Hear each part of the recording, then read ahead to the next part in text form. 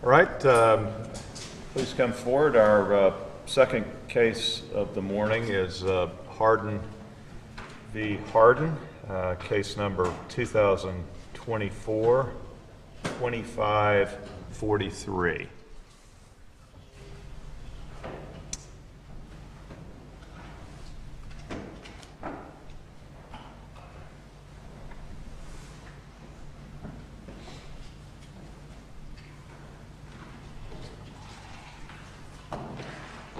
Counsel for the appellant, are you ready to proceed? I am. All right, please come forward, announce your appearance, and then tell me if you would like any time for rebuttal. Yes. Good morning, Your Honors, Mr. Carlisle, and may it please the Court. Tom Skolko here on behalf of the appellant, Dr. Marcus Hardin. I would like to reserve 5 minutes for rebuttal. All right, Mr. Skolko, please proceed. This case ultimately presents two fundamental questions. What is the holding of the Florida Supreme Court in Caldwell v. Division of Retirement? And how does Caldwell apply to the presumption of equal time sharing that the legislature added to Section 6113 in 2023? Caldwell is not a complicated decision. It simply holds that where there is evidence supporting a legislative presumption that is an expression of social policy, that presumption can only be overcome by clear and convincing evidence, even if the standard for rebuttal set by the legislature is less. This is clear from Caldwell itself and from the First District's decisions in Punske and in Jones v. Crawford. Contrary to the appellee's claim, the legislative standard for rebutting the firefighter presumption in Caldwell, which was Section 112.18, was not clear and convincing evidence. It was competent evidence. That's clear from the decision. This fact alone establishes the incorrectness of the appellee's interpretation of Caldwell. Counsel, can I ask you a question? You agree that there was conflicting evidence on nearly every issue going towards the time sharing, correct? Correct. Right. And with the conflicting evidence, who is supposed to decide which evidence is credible and worthy of belief? Well, it's the trial court obviously makes the determination of credibility. But are you, the way I read your brief, and I'm not sure that's the way you intended it, but you essentially said if there was any conflicting evidence on any issue, or maybe on all issues, I'll say this, if there was any conflicting on all issues, then the judge had to declare a tie and go with the statute that said the presumption is equal time sharing. Is that boiled down? Is that basically what you're saying? Not exactly. Okay. Caldwell holds that where there is credible conflicting evidence presented on both sides, that generally the presumption should control. Here, the trial court, yes, the trial court resolved some factual disputes in favor of the wife, but there was clearly credible evidence submitted that the trial court adopted as credible in support of the presumption. There was Dr. Hardin's testimony himself, there was the testimony of the principal, and most importantly, there was the testimony of the court-appointed expert, Dr. Flens. Again, if I can interrupt you here, on the Caldwell case that you rely on so heavily, that was a statutory presumption for firefighters, specifically if they had a heart attack, that it would be presumed that it was job-related. The finding here, the finding was made by the district court, not a trial court. The finding was made by a district court that his heart attack was caused in part by arteriosclerosis that may have been stressed out by his job performance. Is that right? I don't think that's exactly right. I think in Caldwell, the workers' compensation judge resolved conflicts in the evidence, the medical evidence. There was conflicting medical evidence as to whether or not the heart attack was, or the condition was caused by work, or it was a genetic or congenital cause. The workers' compensation judge resolved that conflict in favor of it being not work-related. The district court affirmed that finding, saying it was supported by competent substantial evidence. And then Mr. Caldwell appealed that to the Supreme Court, saying that the trial courts or the workers' compensation judges' resolution of that factual issue is not sufficient to overcome the presumption because competent, credible evidence was presented in support of the presumption. And in Jones, that was a very kind of scientifically oriented situation of paternity. If the FLA test came back at 95% that this fellow's the father of that child, he's presumed to be, the statutory presumption is you're the father of that child unless you can really prove otherwise. And in the Jones and Crawford case, Ms. Jones said, yes, we had sex. The test result was 98.23% that you're the dad. And his defense was, never had sex. This was a matter of immaculate conception. If I'm the dad, it was immaculate conception because we never had sex. And the 98.3 or 98.23, I don't know where that came from. And there, the judge looked at that evidence and really ignored the 95% factor, didn't he? Or she? Well, that's correct, but there was the appellee, I guess Mr. Crawford, did offer more than just his bare denial. Mr. Crawford also offered, I believe that that she had another lover. She had another lover, and that she claimed to always use protection. And she claimed to use protection, but and also the trial court found that Jones's testimony lacked credibility. So the trial court's role as fact finder in Jones was exactly as the trial court's fact finder here. The trial court resolved conflicts in the evidence, resolved them in favor of the appellee, just like the workers' comp judge did in Caldwell. But in both cases, because competent and credible evidence was presented in support of the presumption, and in Jones that evidence was that I think Ms. Jones testified that she frequently had relations. And also, Ms. Jones's mother testified that Crawford paid them money regularly as well. So there was evidence presented in support of the presumption. The trial court's resolution of that evidence against Jones and against the presumption, even though it was supported by competent substantial evidence, by a preponderance, it clearly would have met the preponderance of the evidence test in Jones, correct? I mean, but that wasn't enough. I have an esoteric question. Can you have competent evidence that's not substantial, and conversely, substantial evidence that's not competent? Is that possible? I suppose it is, because it's two separate requirements. So, and thank you. So there are two different analysis points for the trial court, correct? Competency and whether there's substantial evidence. Two different things. Correct. And here, and again, I'm just looking at Tucker, which is one of our cases, that the court has broad discretion in evaluating competent substantial evidence. You would agree with that too, would you not? Absolutely, but for the fact that this was a legislative presumption evidencing social policy, this case would have easily been resolved by the competent substantial evidence standard.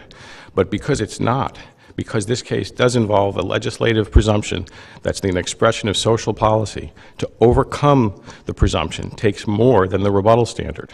That's what Caldwell holds. That's what Punske, which the First District construed Caldwell, interpreted Caldwell just exactly as we are. In fact, they certified a question to the Supreme Court. Here's what the First District said about Caldwell. Even though we are bound to follow Caldwell, which we do here, we are concerned that the court in Caldwell added a clear and convincing burden of proof to Section 112.18.1, where the legislature provided for rebuttal of the firefighter's presumption by the introduction of competent evidence. So the First District interprets Caldwell exactly as I do, exactly as we argue in our brief, that under these circumstances, more than just rebuttal by the legislative standard is required to overcome the presumption. Does that it? In Caldwell, the court says, well, there's a rebuttable presumption, which I think is what we have here, correct? Correct. That the presumption doesn't just disappear when other evidence comes in. It is not overcome until the trier of fact, our judge, believes that the presumed fact has been overcome by whatever degree of persuasion is required by the substantive law of the case. And here that would be by the preponderance of the evidence. I disagree. Okay, why is that? And that language in Caldwell, and I know the appellee relies on that language as well, I think that misunderstands the decision. That language is expressing language is expressing the circumstances when no evidence is presented in support of the presumption. Then merely meeting the rebuttal standard would be sufficient. That's why the court in Caldwell created a division. It said where no evidence is presented in support of the presumption, then the rebuttal standard is sufficient to overcome it. But where evidence is presented to support the presumption, more than the rebuttal standard is required.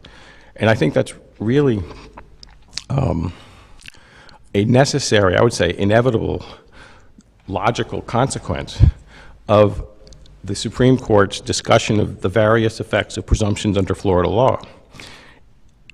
A presumption that is an expression of social policy has to be given weight, even if rebutted.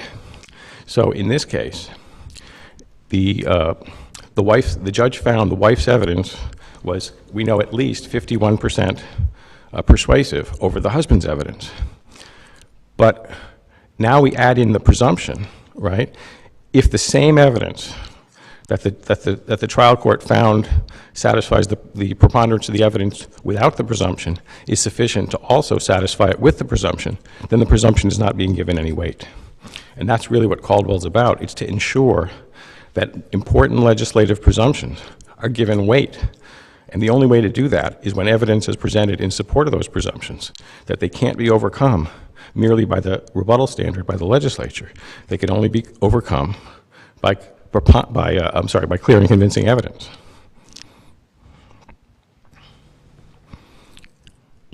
And I would also like to briefly address our argument about the two findings that we contend are not supported by the record that the trial court made about the tardies that the children were having under Dr. Hardin's custody, and about the Fast Forward program.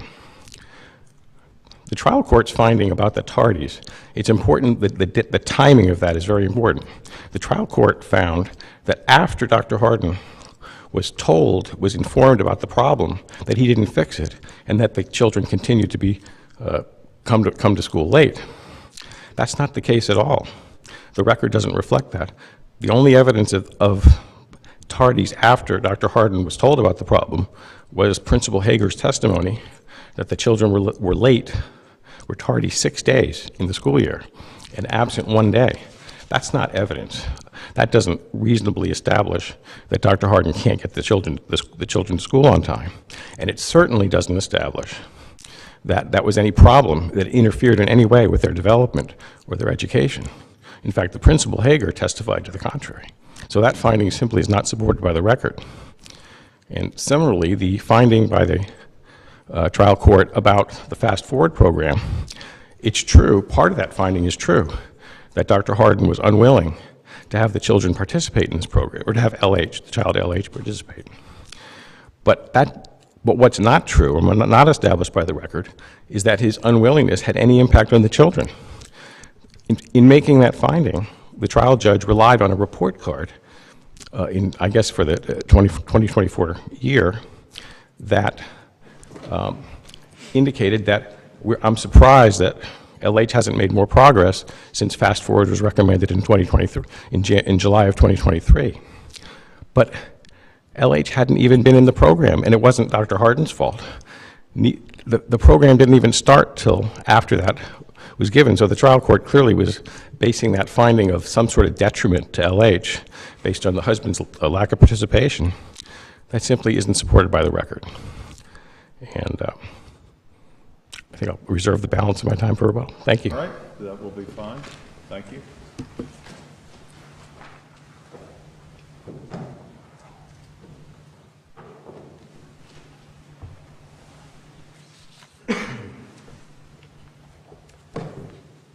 Good morning. May it please the court? Excuse me. Your Honors, my name is Chris Carlisle. I represent the appellee, Ms. Harden, in this case. Excuse me again. Your Honors, this is a case where the trial court did its job. Trial court was aware the statute involved was required, was aware of what the statute required. The court heard 2 days of testimony from 10 witnesses and then issued an incredibly detailed, single-space, 40-page final judgment analyzing the factors under 6113 that it had to analyze. The court did its job. What does the other side claim the court got wrong in this case? As I understand it, their position is the court should have been aware that a 46-year-old Supreme Court case dealing with a firefighter statute should have controlled the court's determination in this case. Several problems with that. The first being that case, throughout the history of this case, which was started in 2022, as far as I can tell, was never mentioned. Never. That was never argued to the trial court. They say in our motion for rehearing, clarification, etc., the essence of this argument was there.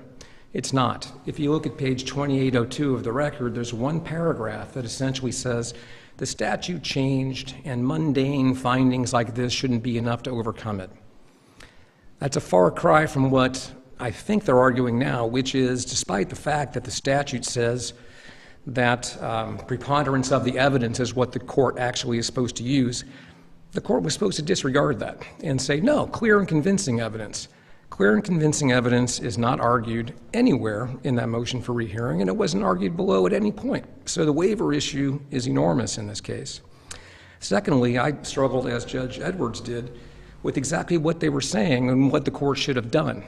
Is it clear and convincing, or is it the tie goes to the runner type of situation, as Judge Edwards referenced? That's what the impression I got. So what does that mean? That means in a family law case where you have extensive evidence clearly involving numerous factors, any conflicting evidence, they win. That's not what the statute says. That can't be what the legislature intended. It frankly makes no sense. So what do we have here? We have a trial court looking at the statute, 40 pages of this. You got it wrong, trial judge, because you read the statute as it reads. I filed a case that I believe Judge Harris and Judge Jay, you concurred in, the Peccia case from a couple years ago, talking about and recognizing Ham, of course. The reality is that starting in 2020, the supremacy of text principle came into play. So I think what we're saying here is the text says what it says. And for this court to agree with the other side, it would have to say, we're ignoring Ham. The statute doesn't actually require a preponderance of the evidence. It requires clear and convincing evidence. It doesn't say that, but we think, based on this firefighter statute case from 46 years ago, that was what was required here. I don't see how the court can write that opinion and ignore Ham. Ham came out in 2020. The Penske case, I believe it was Punske, that they cite, yeah, the first ECA said, we don't understand the Caldwell decision because the statute clearly says clear evidence, but the court imposed this higher standard there and certified it to the Supreme Court, which didn't take it. But if you look at that certification, it deals specifically with that statute. And all the time, in all these 46 years, we don't see a lot of cases applying Caldwell to these plethora of presumptions that exist in the law. So I think the position on many levels is strained. I think that the trial court did exactly what the trial court was required to do here. I think in order to send it back or reverse it, this court has to disregard Ham, has to say the statute requires something that it doesn't. And frankly, they make the argument that the legislature had to be aware of Caldwell, and it's presumed that they knew what Caldwell said when they changed the statute a few years ago. I think a better way to look at that is the court was certainly aware of Ham, which came out 5 years ago when they changed the statute. And if they were aware of that, why would they pass a statute that says preponderance of the evidence, but that's not really what we mean? That's not exactly what the court's supposed to do. It's supposed to be clear and convincing. Frankly, again, the specific argument was never raised. It was never brought to the trial court's attention. The trial court did its job. The trial court went through the factors ad nauseum for 25 pages of these things. A final point on this, and something for the court to consider, is that in both Caldwell and Jones, you're talking about a very specific and very narrow statute. You're talking about the firefighter presumption that says if they have these diseases, this is the presumption. In Jones, you're saying here's the paternity test statute, 95%, boom. Those are very specific situations. What we're talking about here is a family law case where the court has to consider extreme number of factors that go into this decision. To suggest that conflicting evidence on any of those factors somehow renders the decision in their favor is simply wrong. Turning, if I could, to the 2 points. Again, you have this, what happened in this case was you have essentially a summary that the court gives that focuses on 4 factors that were kind of outstanding to the trial court. The alcohol issues, didn't hear a word about that. Overwhelming evidence of that. Court also talked about stalking. We don't want to talk about that. They don't mention that. Court talked about the communications between the parents and the father's nature in those communications. Not going to talk about that. Court talked about the condition of the father's home, which Dr. Flynn said was striking. They don't want to talk about that. They want to talk about 2 things: the Fast Forward program, where the husband admitted at his deposition and a trial he doesn't have the child participate in it. That's it. There's no doubt about that, and the court said, I've heard testimony that this is important for the child's development, and the father admittedly doesn't do it. They say that the court got that wrong, but in reality, if you look at this, they say that the court blamed the father for something here, and they cite to page 2812 of the record about its 2024 report card. In our answer brief, we pointed out nothing on that page that they cited supports that, and they didn't change it in their reply brief. Finally, they talk about the tardies issue, and there's no evidence that in the current school year that the father was responsible for this. Yes, there was. There's his deposition testimony, which we cited, where he acknowledges that. There's business records that were put into evidence in this case that we cited and went to in our answer brief, where all of this in the current school year was there. So yes, their position is he was tardy with the children many times in the previous year, but the court got it wrong because in the present year there wasn't evidence, yet there clearly was. Despite all of that, the reality of this case is, what was the trial court's job? What was the trial court supposed to do? The trial court was supposed to read the statute, spend the time with the evidence, go through the testimony, and issue an order citing the statute, which it did, and saying, based on all of this enormous mountain of evidence that I'm considering on numerous issues, I find that the presumption has been overcome. It's exactly what the trial court did. There's no error here, Your Honors. Thank you very much. Thank you, Mr. Carlisle. Rebuttal? Thank you, Your Honors.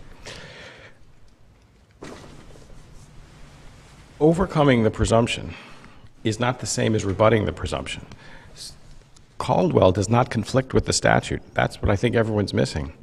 Caldwell talks about what it takes to overcome a presumption where competent, credible evidence is presented in support of the presumption. The legislature is talking about what it takes to rebut the presumption. Rebuttal just gets you in the door, but it doesn't get you over the line under Caldwell.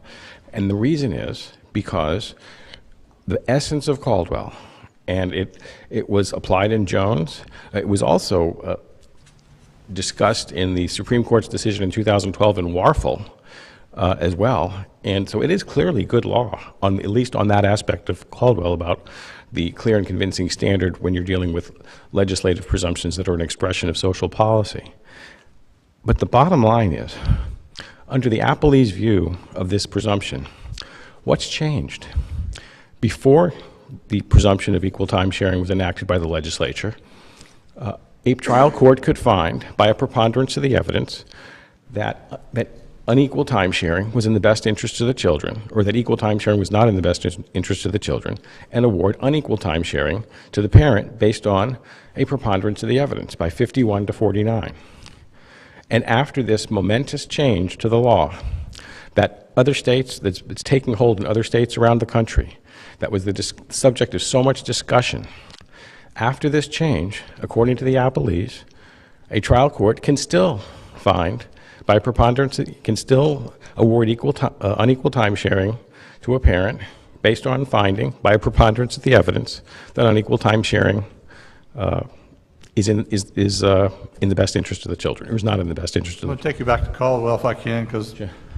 I'm not reading it or understanding it the same way you are, and I want to give you the opportunity to enlighten me. Thank you. But in Caldwell, I'm looking on 441, it says the statute, meaning the firefighter statute, is the statute cast on the employer the burden of persuading the trier of fact that the disease was caused by a non-occupationally related agent. So, city, retirement fund, whoever it is, trying to avoid paying the firefighter with a heart attack, it's your burden to prove that this was not job-related. It's not the firefighter's burden to prove it is. Can we take that and go here to the dissolution case and go, okay, wife, if you want to have unequal time sharing, it's your burden then to prove that. How is that that what Caldwell says? Well, Caldwell says that, but remember, in Caldwell, the workers' compensation judge applied that test, found that the evidence against the presumption carried more weight than the evidence in support of the presumption, and the first district, the presumption would be meaningless if the only evidence necessary to overcome it is evidence that there was no specific occupationally related event. So here, if you go, okay, wife, you want unequal time sharing, you have to carry the burden. It's your burden to carry. Am I missing something there? how, interpreting it that way, how is it any different than before the presumption went into effect? The wife could still get unequal time sharing by proving, by preponderance of the evidence, that unequal time sharing was not, was in the... What's the only burden of proof mentioned in this section? Now, that's, again, isn't it preponderance of the evidence? It's preponderance, well, there's two burdens. There's the general burden under 6113 without the presumption, which is that, if you want to establish something, you have to establish it by preponderance of the evidence. And then there's the presumption, which adds a rebuttal burden, which is also by preponderance of the evidence. But when there's but what Caldwell, I think, clearly holds, and the First District agrees in Punske, is that where evidence is presented in support of that presumption, that merely meeting the rebuttal standard is not enough, because that wouldn't give meaningful effect to the presumption. There wouldn't be any change. The legislature didn't do all this just so the judge could add a boilerplate sentence to the order saying that, well, actually what happened here was... 40-page judgment? Well, yes, there was a 40-page judgment, and the judge went through all the factors and said, and made the finding that unequal time sharing was in the best interest of the children. And then in one sentence, a boilerplate sentence says, in consideration of this finding, I also find that the presumption of equal time sharing has been rebutted. That's just a boilerplate. There's no weight being given to the presumption in that analysis. That's what Caldwell's all about, is that important legislative presumptions have to be given weight, even when they're rebutted. Where's the weight given to this presumption?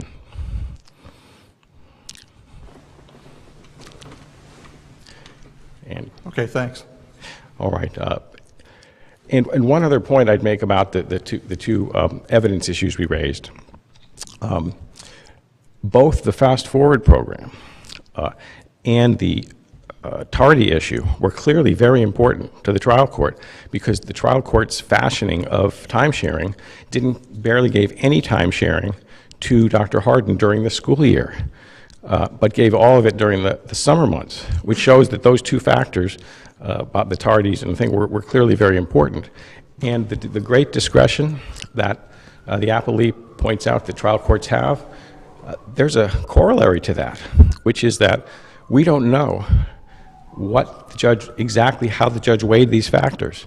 And if the court made a mistake in even one of those findings under Florida's harmful error test set forth in Special and Sedler, the burden shifts to them to prove that that mistake didn't affect the outcome. How can they meet that burden if we don't know how the judge weighed the factors? So I think that discretion, it's like a double-edged sword. Yes, they have that discretion, but if they make a mistake, they're not going to be able to meet the harmful errors test. All right, thank you. Thank you very much. That's the end of our oral arguments this morning. Thank you both. We'll be in recess.